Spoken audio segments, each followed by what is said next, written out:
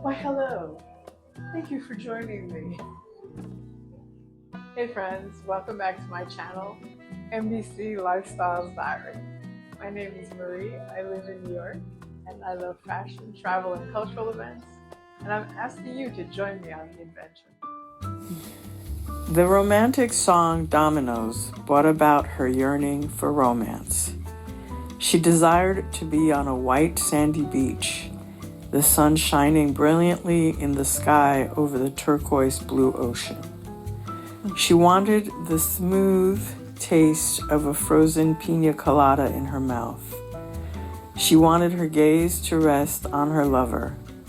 She wanted to feel the ocean breeze on her skin.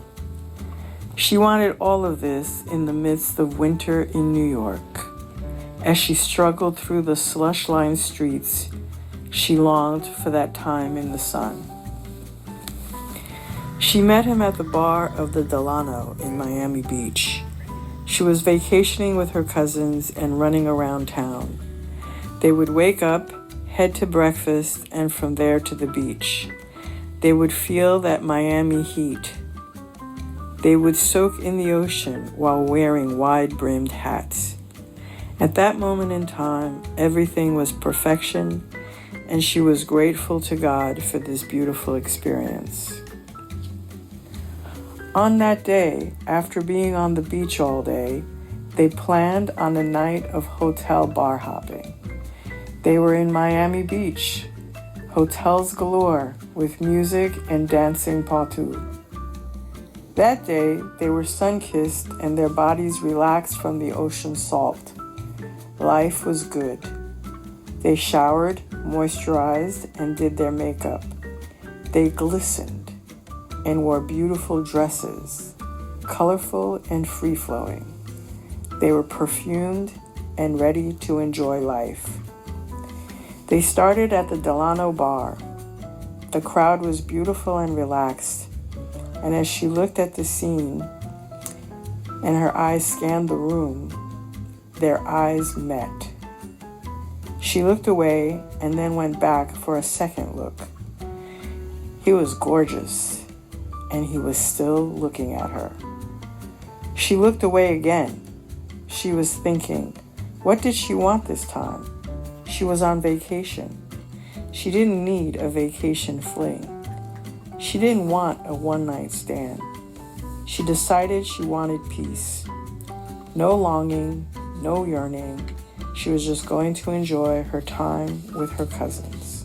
She and her cousins left the Delano and hit a couple more spots and ended up at the Fontainebleau. The bar was lit.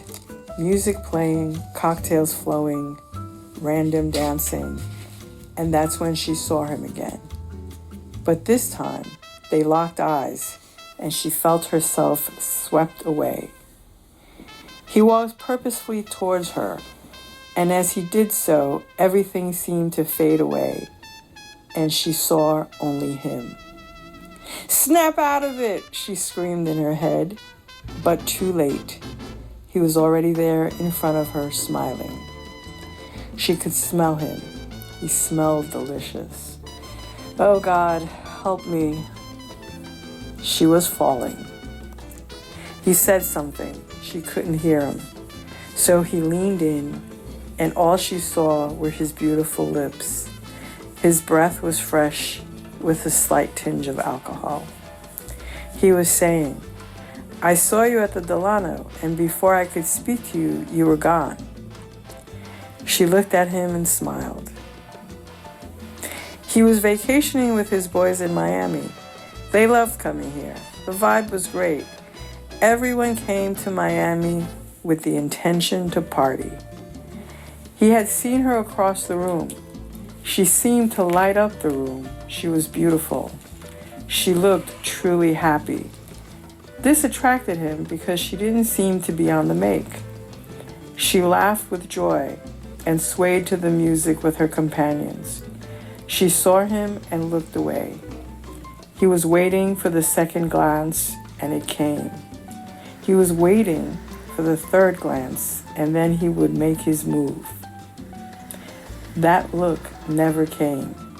and before he knew it, she was gone. Damn, sometimes that happens. He and his boys hit a couple of other spots and ended up at the Fontainebleau. He saw her. This time, he wasn't taking any chances and moved towards her. As he approached, she got more beautiful. She was emitting this beach vibe, the fragrance of the ocean and sun. God, his heart fluttered. He was lost for words. What would he say to this goddess? His words were simple. Hi, weren't you at the Delano? She couldn't hear him, so he leaned in, gazing into her beautiful eyes and catching her tantalizing fragrance. He repeated, I saw you at the Delano. Before I could speak to you, you were gone. After that, everything was a blur. He knows they danced, and in that moment, he got to hold her close and take in her beauty, her aroma, and the softness of her skin. When she tries to remember how they ended up on the dance floor, she can't.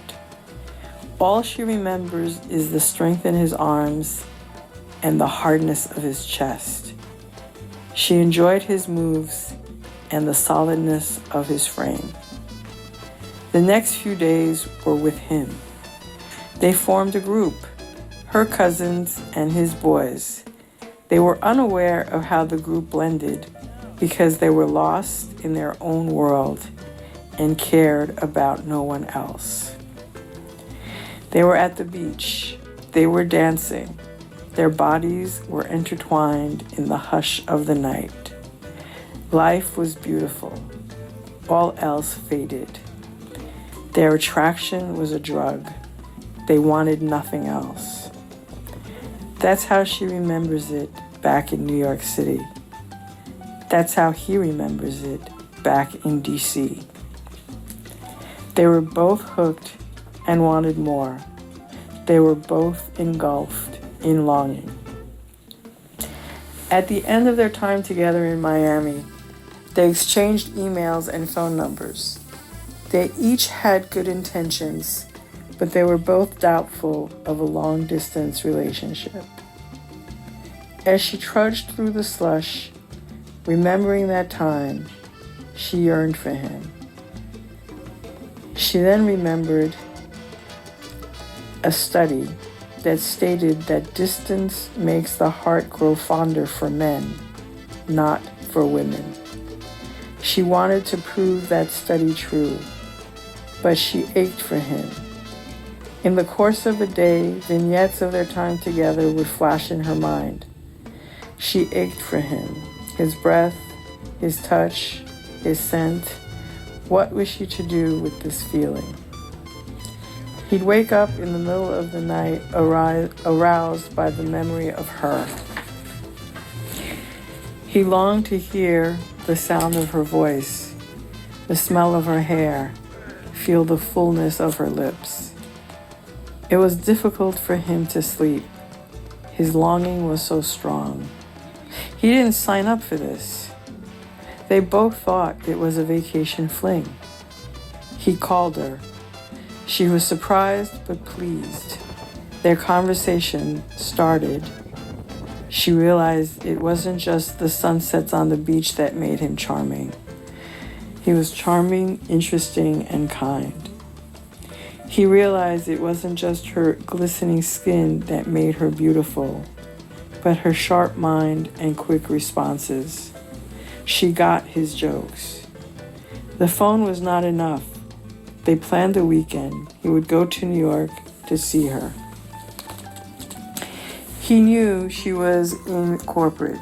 He just didn't know how successful. The topic of their jobs came up casually while in Miami. There was no great description. She was a creative director for an ad firm. He was not clear what that meant, but while they were sipping mimosas on the hotel balcony in Miami, he didn't care. She knew he was an engineer. What type of engineer she didn't know or care while they were dancing the night away. She was relieved he was educated and had a profession. He was relieved she was educated and had a career. Neither of them thought this was going anywhere, when life played a trick on them and had them fall in love. If you enjoyed this, please look forward to part 2 next week and give me a thumbs up. Please remember to like, subscribe, and share.